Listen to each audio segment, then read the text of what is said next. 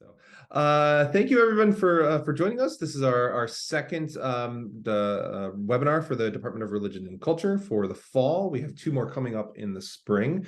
These webinars, if you haven't joined us for these before, these are part of our series with our affiliated research faculty, in which the department extends affiliation to unaffiliated or underemployed faculty and scholars across the country, so that they can have library resources and offer their research and get feedback from us here at the university.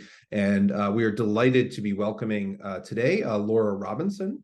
Dr. Robinson is an independent scholar from Indianapolis, Indiana, and she received her PhD recently from Duke in religious studies just this year in 2020. Just in May, yeah. Just in May, so congratulations. Yeah, thank you.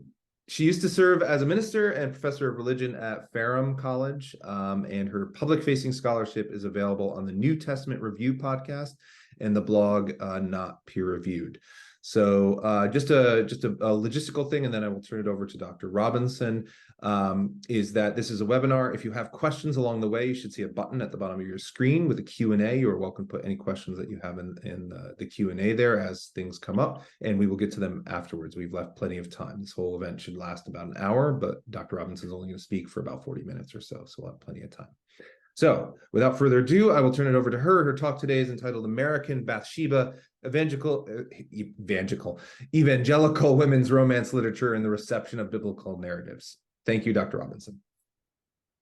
All right. So today we are going to be talking a little bit Hebrew Bible, a little bit Old Testament, but primarily we're going to be focusing on a subgenre of popular literature that it would not surprise me if some of you were not even familiar with or did not know existed, even despite its history of selling much better and much more rapidly than people would think. It's a genre with a pretty wide reach, actually. So anyways, just to give a little summary of what we're going to be doing up top. This webinar focuses on inspirational fiction, also called evangelical romance, Christian romance, and evangelical romance, as it says there, as it is written for and by an American evangelical women audience. This webinar explores the ways in which stories of women from the Bible are narrated and re-narrated for this American evangelical audience, particularly focusing on the story of David and Bathsheba from the Hebrew Bible. Do these stories center women in the midst of a patriarchal religion, as some scholars have argued, or do they re-narrate misogynist and sexist norms for evangelical women? Is there a way to problematize this sort of this narrative? We'll get a little bit more into the arguments and the sides here, but then we'll just start by laying the groundwork and explaining what we're talking about. So who's Bathsheba? Before we move any further, we should probably just go through and do a little rundown of the story from the Hebrew Bible of who Bathsheba actually is and why her story matters and why the story has been latched onto as a narrative in a number of popular media. It's been adapted for film, it's been adapted for movies. You can see paintings of it throughout the Middle Ages, but Bathsheba, famous character from the Old Testament. Here's her story. This is coming from 2 Samuel 11:1 to 12:25 is the primary narrative that Bathsheba is known for. So if you want to look that up, that's where it is. The story takes place in the spring. We're told that most of David's army is at war. It's springtime when the kings go to war. It says David is in Jerusalem, despite the fact that his army is out waging war against his enemies. And from his palace, he is on the palace roof. The story is sometimes remembered in different ways, in large part because of the Leonard Cohen song, Hallelujah, if that rings a bell. But he is standing on his roof and he sees a beautiful woman bathing from where he is standing on the roof. He sends somebody to go find out who this woman is. And he finds out that it is one of his general's wife. The general's name is Uriah. Uriah is a Hittite. He's not an Israelite. And his wife's name is Bathsheba. Bathsheba is this beautiful woman that David sees from his home. David sends some of his assistants, his men, to go get her and bring her to the palace. And they have a sexual encounter. The exact nature of it is a subject of dispute, as we'll discuss later. Bathsheba becomes pregnant as a result of it, and he sends word to David in the palace from her home that she is pregnant. So how does David solve this? Hang on. There we go. Okay. Um, David makes two attempts to trick Uriah into thinking that Bathsheba is pregnant with Uriah's own child. Uriah has been gone for a while, so there is this very obvious paternity problem. He invites Uriah home and plies him with food and wine and sends him home. Uriah both times does not go along with this. He does not go to his home and sleep with his wife because it is forbidden for the commanders of the army to sleep with women while they are on campaign. This would, of course, be how David tricks Uriah into thinking it is his child, but but the child is clearly not. Uriah refuses. Finally, to solve the problem, David arranges for Uriah to be killed in battle. He arranges for basically something to go wrong in the midst of an assault, and for Uriah to be left defenseless and killed. This plan succeeds. David is able to carry out this plan. Uriah is killed, and then David brings Bathsheba to his palace and marries her. The prophet Nathan, who has been a recurring character throughout the narrative at this point, comes to David and gives this and tells him this story of a wealthy man who kidnaps who takes his poor neighbor's sheep, his pet sheep. It's like not his. It's basically his pet. It's not his property or something. Steals this poor man's pet sheep and kills it and gives it to a guest because he doesn't want to kill his own sheep. David reacts in rage at this, and Nathan says, "You are the man. You are like this person." And Nathan announces that there is now a curse on David's house because of this act. That the sword will never leave your house. The house of David devolves into a civil war after this, and David is also cursed that the child of Bathsheba that she is currently carrying will die 7 days after he is born. That is what happens. The baby dies. Bathsheba does have several more sons by David, one of whom is Solomon, who will eventually become heir to the throne. The civil war results from this conflict. There's a pattern of sexual violence in the family. This is all framed as a curse for David's sin against Uriah. Towards the end of David's life, Bathsheba and the prophet Nathan collaborate to put Bathsheba's son Solomon on the throne. She has one final appearance where she talks to her son and gives him information that leads to the execution of another one of David's sons by a different wife. And her one appearance in the New Testament, she's actually not listed by name. She's simply listed as the wife of Uriah. She is listed as one of the 5 female ancestors of Jesus at the beginning of the Gospel of Matthew, alongside Tamar, Ruth, Bathsheba, Rahab, and Mary. So those are the 5. So that's Bathsheba.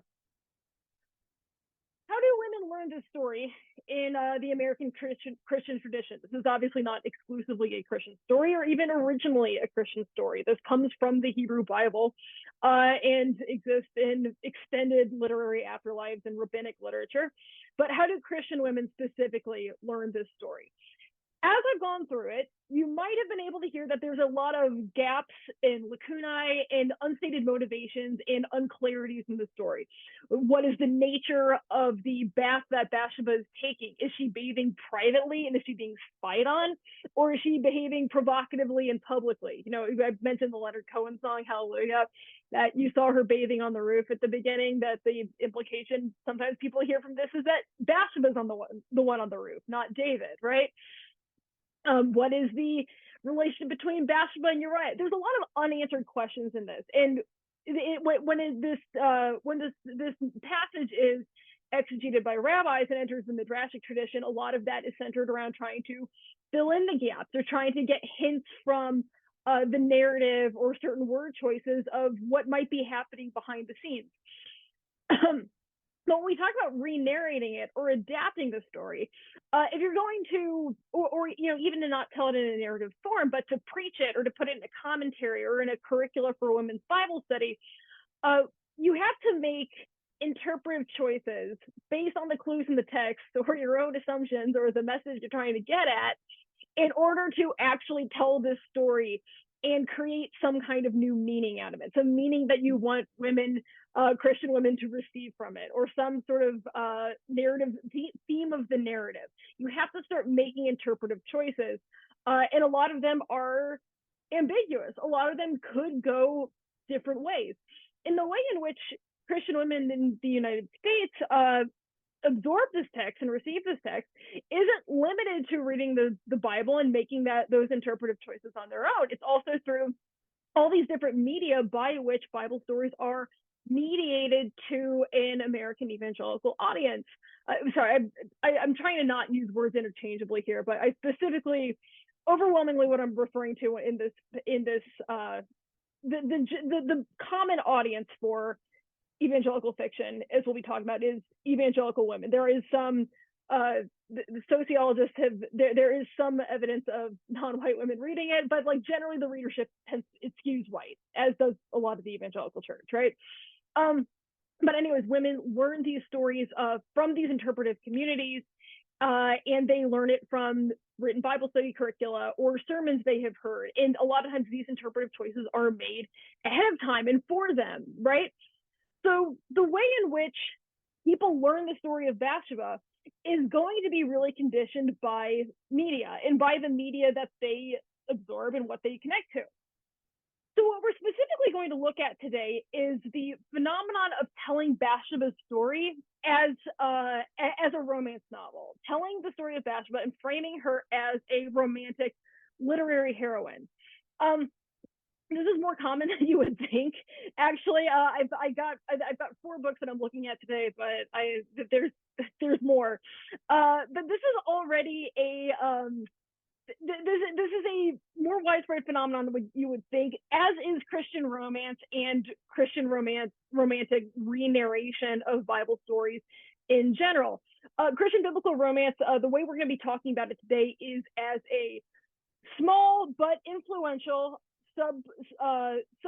subgenre, basically, within the Christian romance tradition that existed a few different literary intersections. One of these major intersections, of course, is the romance novel and the subgenre of the Christian romance novel, or the inspirational fiction novel.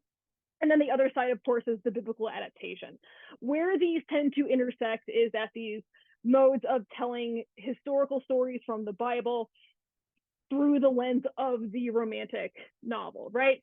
So what happens when we tell this story through this particular mode, and how does this story get interpreted as a romance story for a Christian audience?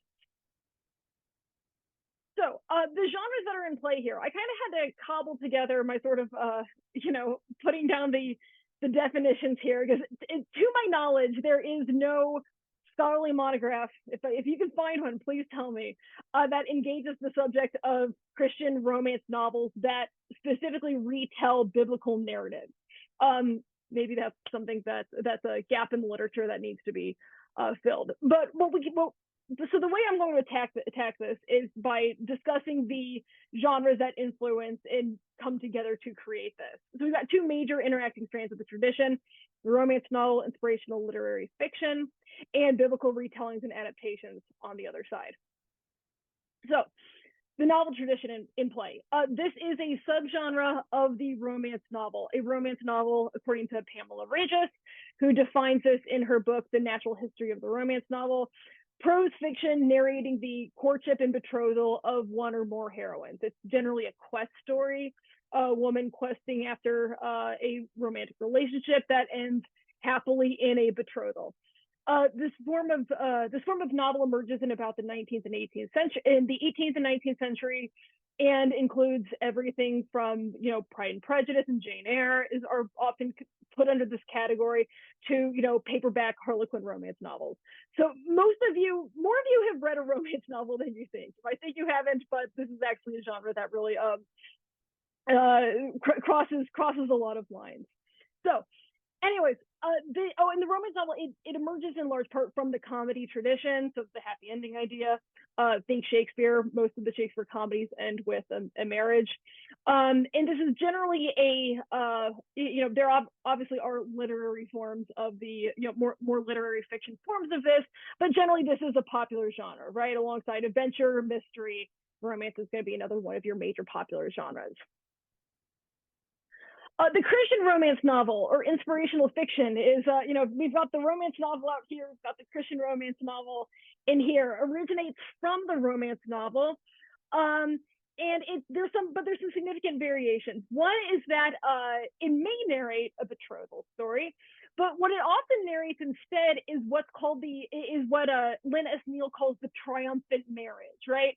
A marriage that is on the rocks, or a relationship that is on the rocks, and then goes from bad to good. This is part of this sort of classic enshrining of the nuclear family in American Christian literature and culture, right? That bad marriages become good marriages in Christian romance novels. This is a variation on the type.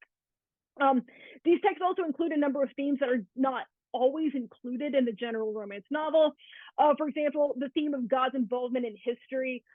A vast number of Christian romance novels are historical pieces, are period pieces. So the Bible retelling version of this is part of that tradition. This is part of this, what you often see in a novel set in American history, for instance, is this insistence on the continuity of God's involvement through history, that in every era there have been people who believe what the American evangelical audience believes, stretching all the way back to biblical times. This is part of the function of the historical narrative in this, right? God's engagement with individual women is a big part of this, and specifically the often romantic relationship between God and the individual woman in the story. Not, obviously not erotic or not sexual, but as a love story of women learning to love God or discovering how much God loves them. And of course, another one of these big themes is the importance of being and staying an evangelical Christian, right? Tests of faith are often a big theme of this, or persecution, that kind of thing. How Lynn S. Neal describes this genre is that this is a genre of mediocrity. And what she means by mediocrity is a mediation between extremes, right? That the way Christian Smith talks about this is that what will often happen is that evangelical women readers will not want to read romance novels, but they won't want to completely cut themselves off from it. So they have this sort of mediating form, right? It's not the Christian, it's not a romance novel, it's a Christian romance novel. So like bringing the genre halfway, right? The way he describes it is engaging, but with distinction, right? If you've ever listened to a Christian rock band, for instance, same idea. So the second stream that we're bringing into the story of where do these novels come from is the phenomenon of telling and retelling the Bible. And this is, of course, not a genre. This is just a general trans-religious, cross-cultural, cross-genre phenomenon, right? This is a biblical genre itself, right? You've got 4 Gospels in the New Testament. They all tell one story, often retelling and telling the same story over again with new theological emphasis. The King's Chronicles relationship is very similar to this. And then, of course, as we have new media and new genres emerging, the act of taking biblical stories and telling them in new genre or in new medium. This is always an act of interpretation, that there's really no such thing as just filming a biblical story, right? You have to make interpretive choices. And a lot of this is just the process of meaning making itself, that a creator will have some idea of what theme or message they want you to get from this text, and then they will introduce it with that, even if the meaning of the text is actually not really inherent to the original text, they might argue. So the example I'm just going to give of this really quickly is if you've seen the movie 10 Commandments, 1956 Charlton Heston movie. At the beginning, Cecil B. DeMille comes out and says what the theme of the Exodus story is. He says that it is the story of the birth of freedom, the story of Moses. The theme of this picture is whether men ought to be ruled by God's law or whether they ought to be ruled by the whims of a dictator like Ramses. Are men the property of the state, or are they free souls under God? The same battle continues throughout the world today. Is the story of the Exodus a story of discovering freedom and personal autonomy and personal liberation and discovering you're not the property of the state? No, that does not seem to be a clear theme of the Exodus narrative itself. It's not a theme that emerges in the rabbinic tradition, but it's a very American theme, and this is an American movie. So finding this American theme and meaning is how this movie gets made. If you watch 10 Commandments, you'll see that this very Cold War centered American story is very much the lens through which the Exodus is shot. And this is an act of interpretation. It's an act of creating new meaning. This is always going to happen when you tell a Bible story in a new context. So This is how we get the Bible is romance literature. Where these two streams collide is at the subgenre of evangelical publishing, in which stories from the Bible are retold either from the perspective of a female heroine who exists in the text itself, as in Bathsheba, or the other thing that you see sometimes is that an author will create a female heroine and then tells the story from that, right? So you'll see a lot of times, the wives of apostles will become the main characters of these stories, right? We don't know who they are. They are created for the purpose of telling the story, right? These texts often involve a love story between the heroine and a romantic hero in the text, but oftentimes this romance story is displaced by the love story between the heroine and God.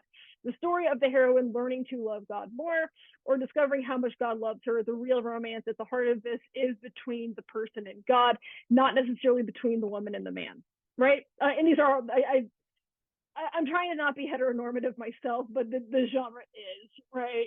As we'll talk about that, there's not a lot of, from the evangelical side, there's not a lot of queer romance novels that I've seen. But anyways, when we talk about narrating Bible stories from this lens, this is already an interpretive decision. We're already the creator's already making a choice to tell a Bible story with these particular genre constraints in mind. To the elevation of heterosexual love matches, right? Which might not be a dominant theme in the original text, but becomes one by virtue of making it a romance novel. Or the elevation of the individual's relationship with God, which might not be a major theme in these original texts from the ancient Near East, but it becomes one through this. Themes of faith, for instance, right? Over against cult practices. This is often, this tends to be an American Protestant preoccupation, not necessarily an ancient Near Eastern one. But by virtue of telling the story in this way, this is already an interpretive choice in itself. A classic example of this subgenre is the book Redeeming Love from 1991 by Francine Rivers that I meant to write down the sales stats for it, but it is sold a gangbuster amount of copies. It is an adaptation of the book of Hosea, which is a text from the Hebrew Bible, ancient Near Eastern story of a prophet and his unfaithful wife, which is meant to be an allegory between Yahweh, Israel's national God, and the people of Israel, right? The way this becomes is it becomes a story set in 1850s California, so we've made it American. It's no longer about, the allegorical side is no longer about a nation, it's no longer about a chosen people and their national God. It's about an individual woman who is struggling with her faith in one God. The woman is no longer a serial cheater, but she's a traumatized human trafficking survivor. So we've gone from this sort of phenomenon of like guilt language to moving to more of a therapeutic understanding of the story. Again, kind of Americanizing it. And the husband now, there's these two stories, which is the woman and God, and of course the woman and her husband alongside this. But the husband now symbolizes Jesus, right? That this has now become a highly individualized, faith-based relationship, making the story much more American and Protestant, in modern and Western, right? It becomes a distinctly white, individualist, Western Protestant story. That is not the way it started. So that's what we're looking at here. Shoot, this slide got all messed up. I'm so sorry. Okay, well, that's okay. Just I'll adjust that at another time. But anyways, this is where I want to get into the idea of the reclamation argument about Christian romance. The reclamation, what I mean by this is the reclamation of the art form. There is very little scholarly engagement with pop culture generally and pop culture for women specifically. This has been a long-standing phenomenon in the American Academy of like what subjects are worthy of academic attention and which aren't. There's not been a lot about this. Because of this, the small number of people who I think have really engaged the subject of romance novels and Christian romance novels often do this from a perspective of seeking to reclaim them or to read these texts as a feminist practice, rather than dismissing or ignoring this as, cheese or chicklet or that kind of thing, to reframe this as a critical part of women's devotional lives and as something that is really central to American women's religious experience. So, even without the religious component, with the romance side, just a central part of women's reading experience and culture. So Regis, on defending the romance novel, argues against scholars who've said that the romance novel celebrates women for their biological interchangeability and possibility of being absorbed into marriage by virtue of all ending in a betrothal. She argues that rather than being about this is really just a story about the questing female heroine. It centers a woman throughout a large portion of her journey, not simply being like absorbed into a structure or being the person who can enter into a heterosexual marriage. It centers her whole story. It centers a female heroine. She's arguing against Radway in this part. Also arguing that marriage to men does not extinguish women. Wifehood and motherhood are legitimate parts of a woman's experience that don't necessarily diminish the agency or the personhood of the women who experience them. Women should not be reduced to this or should not be forced into this, but the fact that these stories end with women experiencing this is not in themselves a form of oppression. And of course, Regis argues is that no book can actually bind or force a reader into any specific adaptation. Just because you read a story where the woman quests towards marriage and finally arrives at it doesn't mean that the reader is themselves forced to enter this institution. They may enjoy it, they cannot, they can cast aside parts of the story they don't like, they can simply enjoy the heroine as she is. There's nothing that the text itself cannot make you enter into institution. Lynn S. Neal, I don't want to spend too long on this.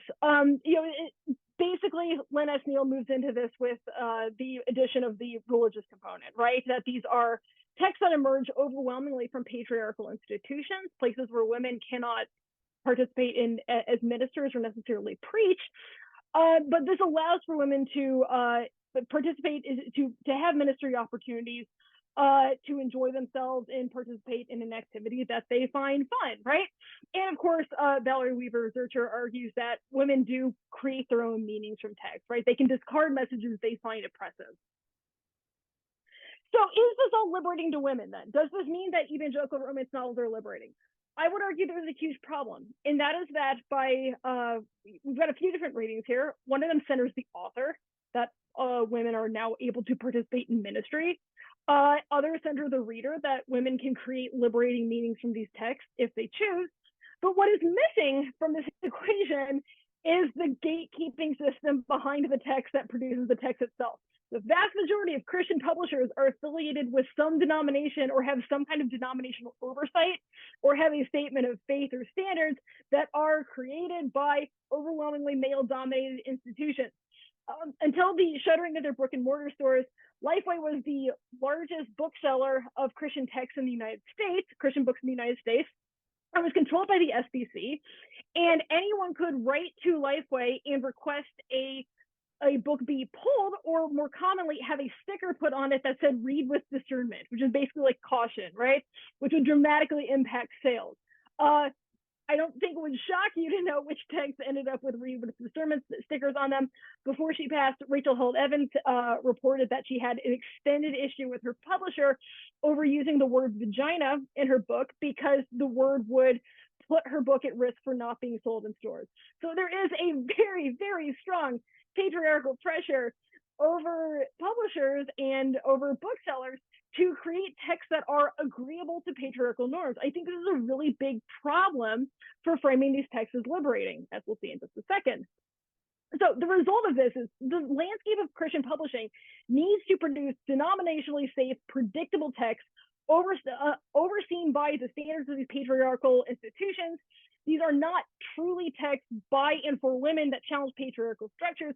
There are female authors and readers in play, but there is also a supervisory force that says what women can say to each other.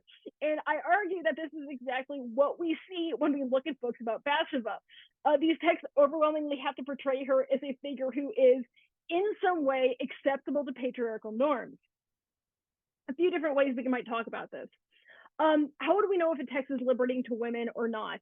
Wilda Gaffney, in her book Womanist Midrash, emphasizes the role and agency of female characters. You know, they can't just be props.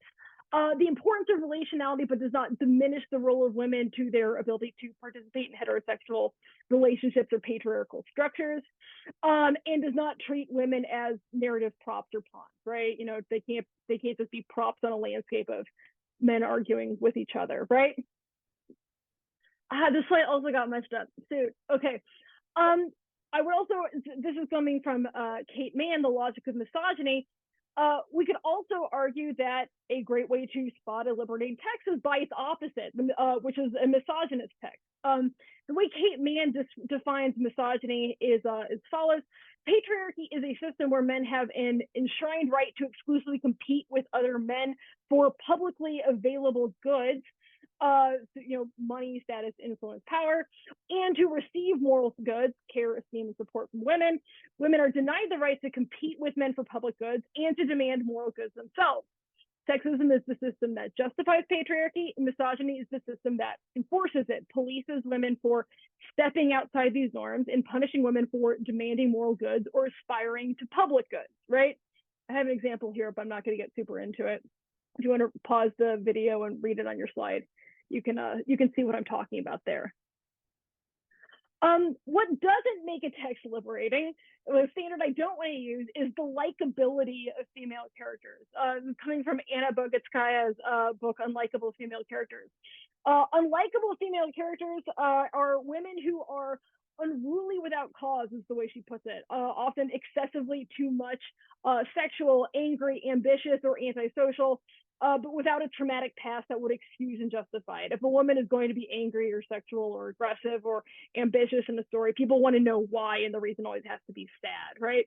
Example of an unlikable female character we might say is like someone like Skylar White, right? Someone who from Breaking Bad, who is this very ambitious, amoral character, who is often judged far more harshly by viewers and by critics than by her husband Walt, even though Walt is much worse. Don't know how many Breaking Bad fans we have here, but that's an example she gives. This standard of likability is completely impossible to separate from patriarchal norms. It comes right out of Kate Mann's definition of moral goods, right? Women not insisting on things that do not belong to them. But to win fans, female characters often need to meet these patriarchal expectations, non-competition, or assuming a duty of care to other characters, and to not be significantly flawed, right? Related to this is the idea of perfect victimhood, right? As we've talked about, the Bathsheba's original encounter with David can be read as a rape or as consensual. It depends on the interpreter. We might argue that today, because of people who have attended to the issues of power dynamics and sexuality, David is the king, Bathsheba is not. Her husband's job is contingent on David's pleasure. Generally speaking, feminist critics today take it for granted that Bathsheba could not have meaningfully consented to sex and frame this encounter as rape, right? So we might say to some extent this is the de facto feminist interpretation nowadays. If you want to look at power dynamics, I checked out the Virginia Tech faculty handbook on student-professor relationships, and it said more or less the same thing, right? People of different power levels cannot consent to sex. This is a totally legitimate interpretation of the passage and fits very nicely with Nathan's parable. But of course, it's not the only way. An author can control many levers in the story to make this reading more plausible or less plausible. And what I don't want to say is that it's only liberating as a narrative if Bathsheba is assaulted. She doesn't have to be. The question is, what do we do with it, right? You can introduce elements in the story that make Bathsheba desirous of a relationship with David or give her agency. For example, bad marriage to Uriah, or she is interested in David for a long time. They know each other, something like that. Rape itself does not make the text liberating. Should have put a G there. This is a trope that can create a very dehumanizing, misogynist narrative for female character too, especially if the character has to perform perfect victimhood and not have flaws in order to make her sympathetic to readers. For example, not having any agency over the actions that lead her to being in the palace, marital chastity, piety, exclusive devotion to her husband, anything like that. So we have some hinge points of lacunae in the story, and they combine in a few different ways I got these from Sarah Koenig's book, Bathsheba Survives, but the hinge points she identifies in the story are basically the nature of the bath. We could say that this gives us the possibility of a high piety Bathsheba or a low piety Bathsheba. High piety Bathsheba, the bath is purification from Torah for a period. She's doing it privately in accordance with Torah. A low piety Bathsheba is taking a publicly visible erotic bath where David can see her. The sexual encounter, high agency Bathsheba. Bathsheba knows she is being looked at because she wants to have sex with David and wants to entice him. This often diminishes David's role in the encounter, that he is tempted beyond his ability to resist. Low agency Bathsheba, no intention of being seen by anyone, forced to come to David's palace to be raped. Uriah and his role, depending on how sympathetic you make Uriah, we might have a high monogamy Bathsheba, is what I'm calling her, is if she reaches out to David to cover up the pregnancy because she wants to preserve her marriage to Uriah. Low monogamy Bathsheba has designs on David the entire time, is kind of hoping Uriah gets done away with. I'm going to leave out the baby for now. Yeah, basically, what are the consequences? Is Bathsheba being punished, or is the death of the child reread as some kind of is some kind of divine grace in the circumstance? We'll talk about in a second. I do want to actually be able to talk about some of these texts. All these hinges can be combined in a different ways, and no one of them is the liberating or the misogynist reading. They can all be liberating, they can all be misogynist. All of them can be interpreted or related with meaning to arrive at this specific message. They can all dehumanize Bathsheba, present her as some sort of a cautionary tale, or as a negative stereotype of women, or as an aspirational figure of perfect victimhood. As we will see, this is usually what happens, even when when authors are trying to attend to all of these different issues. So, I do want to do at least one case study. Case study number 1, 1988, Bathsheba, the love story that changed history. Not going to surprise you guys which way they go with this. Roberta Kelsdor had an MA from Southern Baptist Seminary, high patriarchal institution. Original published guidebook, reprinted by River North. Both of those are evangelical institutions. We're introduced to Bathsheba as this romantic child. She beats David when she's young. She wants to be loved for herself. David is portrayed as this very tragic, soulful figure, even though he does rape a different wife in the story. And Uriah is played as something of a lout. He's very lustful and aggressive and unfeeling. And critically, he is not pious. He has real attachment to Bathsheba, but he doesn't seem to really care about Israel's God. I compared him to Khal Drogo in Game of Thrones. Both David and Bathsheba are presented as characters who justly want to be in different marriages. David is very frustrated with his wives, who he thinks are not very responsive to him, or perhaps not as pious as his love for God is not shared by them. And Bathsheba feels the same way. Her mother-in-law and Uriah are urging her to participate in pagan worship, and she's not able to have a child, and her desire to be a mother is being frustrated. Bathsheba even takes the bath in this text in a defiance of Uriah because she wants to follow Torah, right? So we have this story. It's framed as a thoroughgoing love story. Uriah is framed as more or less having it coming because of his impiety. It makes him a reasonable victim. And David's imperfection is evidence of God's love for sinners, but overwhelmingly, they're framed as a couple who really should be together. Bathsheba just wants to be a mom, and she wants to be this domestic goddess. She helps around the house, she cleans, and she loves God a lot. And David really admires that. And David is also constantly portrayed as sympathetic and in need of more support and care than he's getting at home. So the whole system really justifies this. And in this extremely patriarchal norm where David needs more moral goods and Bathsheba wants to provide them, and that's why they get together. The second one of these, Bathsheba Lineage of Grace. This is from Francine Rivers. Again, Tyndale House Publishers, another evangelical publishing house. This Bathsheba desires to be married to David from the time she's a small child. She is particularly unhappy with Uriah. He's portrayed as a very sympathetic but non-romantic person. Bathsheba has her head in the clouds and wants to be with David because he's more exciting. Bathsheba deliberately entices David as much as she can when she realizes he's being watched. And basically, the point of the story is she learns a hard lesson about contentment, that Uriah may seem bad, but he's really not. And by the time she realizes it, it's too late. In the palace, when she's married, Bathsheba learns that real love learns from Abigail, David's other wife, that real love comes from God, not men. And she basically learns to put other people first, is her big lesson, to find fulfillment apart from having needs met by other humans, and to find meaning in putting other people first. This is very similar to one of the themes that eventually shows up in Bathsheba by Jill Eileen Smith, 2011, Baker Publishing Group, another evangelical institution. We have this idea of the pre-existing relationship. Bathsheba is attached to Uriah in some sense, but ultimately does regret marrying him because she wishes she had married for love instead. She and David have this connection that they are both musicians. Uriah is portrayed as somewhat lacking in the piety department. He's portrayed as being sort of legalistic, you might say, in evangelical spaces, that he's slavishly committed to Israel's laws, but doesn't really have a connection with God. The sexual encounter is somewhat ambiguous. Bathsheba repeats that she can't say no, but she also clearly says later that she wanted to say yes anyways. The story really does want to have it both ways, that Bathsheba doesn't have agency, but also David's not a rapist. Okay. And they both acknowledge that their son's death is a mercy. It's not a specific punishment for David, because he would have suffered by virtue of being born out of wedlock.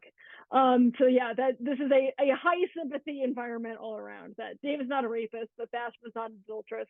No one is too flawed. No, the women are not too flawed for anyone to be attached to them.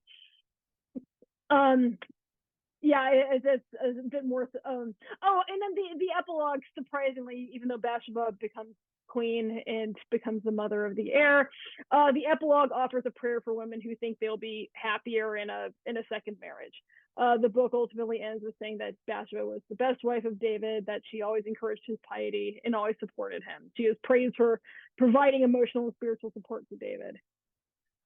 Final one we'll look at, Reluctant Beauty, 2015. The thing that makes this one unique among the four is it's the only one with an unambiguous rape scene. Bathsheba is 100% raped, and Bathsheba is presented as deserving care and support throughout the text.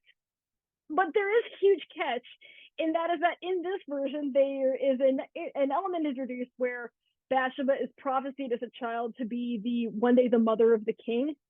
So basically the hand over all of this, causing the rape and the death of Uriah, is God. So David's agency is ultimately quite diminished because of this theme, that this is all just the fulfillment of prophecy. And ultimately the meaning of the story is trusting God in the midst of this crime, right? That Bathsheba learns to rely on God for all of her needs, and to play her important role in history, which is to produce the heir. So anyways, I know I went long. I really raced through this last, but summary. In all the relevant texts, Bathsheba's vindication comes from her commitment to patriarchal institutions. There's a lot of this insistence of Bathsheba learning to provide moral goods and to provide more care for David, and also to learn to not ask for it or expect it from Uriah or David, from their husbands, but to receive it instead from God. And of course, this is even explicitly instructed in at least two of the books, for women to be content with their marriages, even if they are not receiving the support they want. That's explicitly instructed to the reader. These are highly patriarchal messages that insist on the importance of women not asking for and not receiving things. Because of that, the extent to which, and then the other thing I would say is the extent to which these texts center women, yeah, they all have Bathsheba as the main character, but they are extremely hampered. I focused on Bathsheba in my discussion. You would be shocked how little screen time Bathsheba actually gets in these. In Angela Hunt's book, every other chapter is narrated by Nathan. In Corzel's book, there was 4 different sections with a male character who is at the heart of it. There is no section that is Bathsheba's. It all belongs to other men. That there's these dominating male characters who overwhelmingly provide the actual moral clarity and direction in the text. They're the ones who say what the moral of the story is. Anyways, to conclude this real shotgun blast, the given the volume of sales in Christian spaces of these texts, scholars of American Christianity have not given the amount of attention to evangelical fiction and inspirational fiction for women that it really deserves. These are incredibly influential texts among evangelical women and play a really big role in shaping their theology. The scholars who have engaged in it have justly insisted on the importance of this subject, and there's the centrality in the lives of the role of women, but they are far too quick, I would argue, to concede that texts that are ostensibly by women and for women are also liberating for women. As we have seen, they are not, and there are other forces at work here in the way that these texts are produced. And the extent to which these texts conform to patriarchal expectations of ideal womanhood and instruct the readers to go and do likewise is really under-discussed, and it plays a really critical role in how the stories of the Bible are taught to women and discussed by women in groups. So that's Bathsheba and evangelical romance novel. I hope you guys enjoyed that. Are there any questions? Great. Thank you so much, Laura. We'll just, if it's okay, I'm going to make your screen go away so we can talk. That was a really interesting, I mean, a tour de force conversation there. I think I'm sure people will be formulating their answers, but good thing I can take moderator's privilege and ask you some questions while they're thinking there. I mean, one of the first things I was thinking is I mean, I know your specific focus is on American romance novels. Are there other genres? And this kind of goes to a second kind of ancillary question to that, is that I was really struck by how everything is or what you were suggesting is like almost everything is historically placed, intended to show kind of the place of American evangelical politics and ideas within history and how it's always been so, even back to biblical times. So if there are other genres, if you're aware of them, like, are they doing the same thing with a different kind of theology, or is this really just an American phenomenon? I would probably need some scholars of evangelicals in other places to answer that question. The big subgenre of this that I didn't get into because it wasn't relevant to the story of biblical studies is, the historical placement is really important, but a huge part of evangelical romance novels are Amish fiction, right? This is a tremendous number of these books and a tremendous amount of sales are driven by the production and creation of romance novels set in Amish communities. If you go to a Barnes & Noble and go to the fiction section, a shelf of these will be Amish. It's insane. And there's Valerie Zurcher Weaver is the one who literally did write the book on this. It's called Thrill of the Chase. Is a study of the it's a fun title, but about the volume of Amish publishing. And so that would be, when we talk about like the non-history aspect, I think the Amish stories are an interesting counterpoint of, they're not set in history, but they kind of are because they're set on these, in these Amish communities, right? But I don't know, it would be really fascinating to know if there's like a Latin American or Korean equivalent of these, right? In other countries that have these exploding evangelical women's communities, right? Because I actually just don't know. Yeah. Okay. Well, there you go. Maybe one of our readers, this will be a dissertation topic. Yeah. I think Rebecca Mui is on here. We should ask her. So okay. Yeah.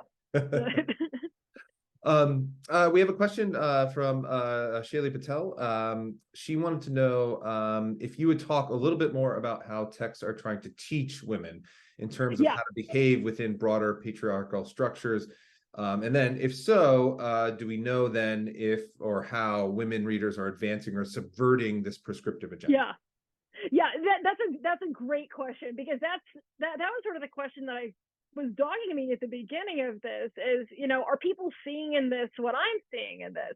Some of them make it very easy for you that there is, some of these are meant to be read in Bible studies, right? So some of these make it easy for you that there's discussion questions at the end or a moral of the story at the end, or like the author will offer a prayer at the end for the readers. So sometimes the text makes it very easy for you, and the author will basically like step out of the authorial role and assume more of a direct teaching presence and say what you were supposed to get out of reading this, right? It doesn't always happen. Sometimes it doesn't happen. Sometimes you will just have a narrative that where it really is just going to be a process of individual meaning making, right? In those cases, so Lynn S. Neal did a lot of interviews in her book with women who read evangelical fiction, and talked about that extent of it, right? As has Valerie Zurcher Weaver. For a lot of them, and I think this is where I think it is appropriate to center the reader, that it actually is true when you look at these interviews that a lot of people say, like, oh, well, that one has the part where it talks about how important it is to submit to your husband, but I don't really do that, right? Of course that's going to happen. Of course that's going to happen. And of course, a lot of women's submission in evangelical churches, John Burkowski has written about this. A lot of this is also a language game, right? Is, churches will use the language of submission and teach the idea of female submission in marriage classes, but when you actually talk to couples in the church, what they mean by submission is not what any person would normally think of, right? So I think it is really important to note that, at the end of the day, these are entertainment.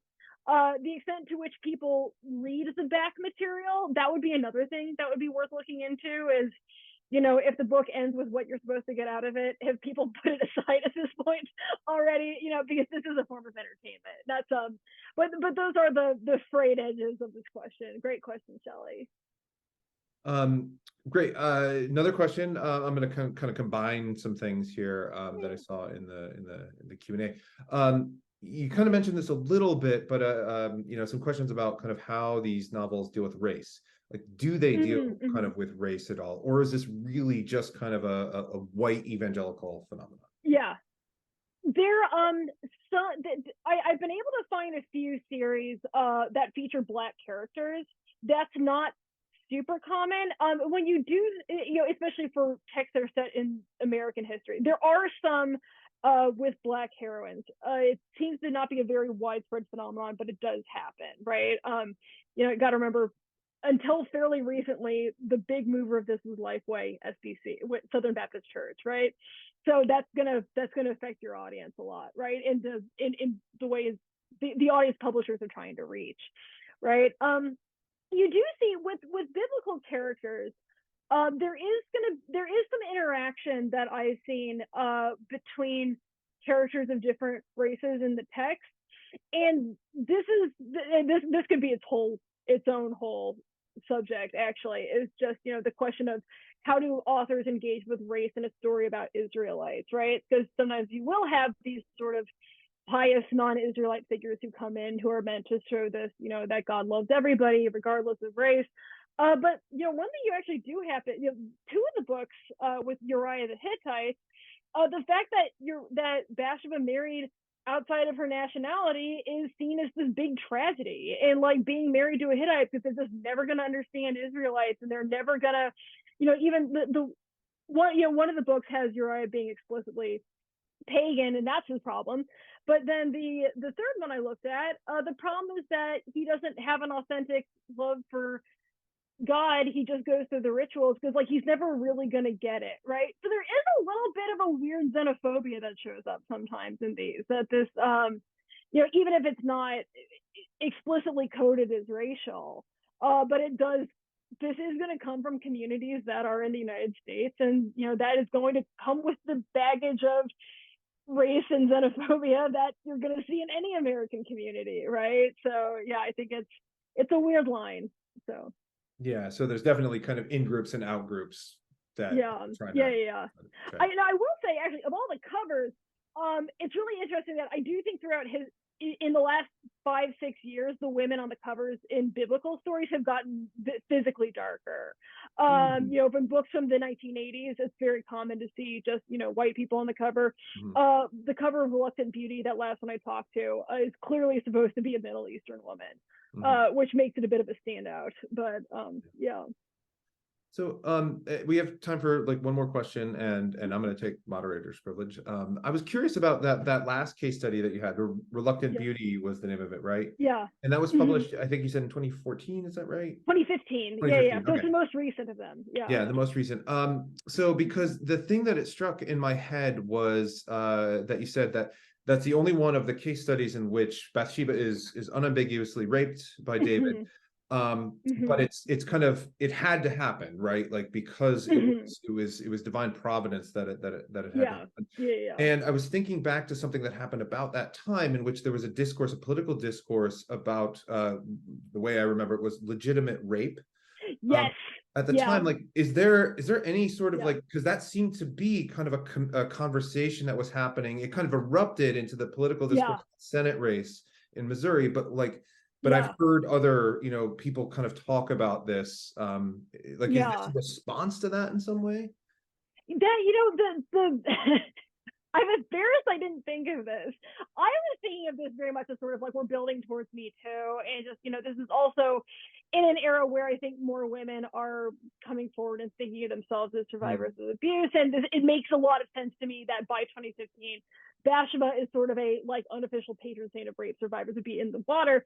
The thing I hadn't put together, which I'm now is so obvious, is this is a pro-life text, right? That like, if you know, I guess I literally just put that together. That, you know, the thing at issue here isn't just rape, it's rape plus pregnancy, right? So it would not surprise me at all if that's the discourse that's in mind here, right? And there actually is Francine Rivers, who wrote the second book we looked at, around this time wrote a romance novel that's about a woman who chooses to have a baby that results from a violent stranger rape, and like meets a man who wants to raise the baby as their own, and then that's the romance story, right? So right around that, it's a lot. But anyways, but if you, these stories do come out right around the same time, and it wouldn't surprise me if that's part of the conversation there. That the thing, because the Missouri Senate race you're thinking of, and then there was one in Indiana too. Todd Aiken, I think, was about raised the question of whether women even could get pregnant from rape. I think was what he said. You know, that the body, but this is an era where rape and abortion are highly visible subjects, right? And that may very well be the place that this comes from, right? It's not just empathy for Bathsheba as a survivor, but specifically celebrating the fact that she has the baby, right? So So lots of discourses going on. It seems like I literally just put together, I was like, oh yeah, of course that's what it's about. But